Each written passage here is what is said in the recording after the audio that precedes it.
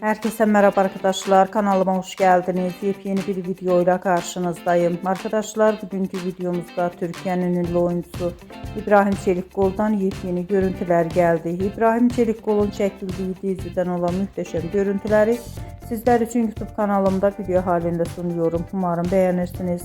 Arkadaşlar, videomu beğendiyseniz kanalımı izlemeyi ve bildirim butonuna basmayı unutmayın. Şimdilik benden bu kadar olsun. Yeni videomuzda görüşmek üzere. Hoşça kalın.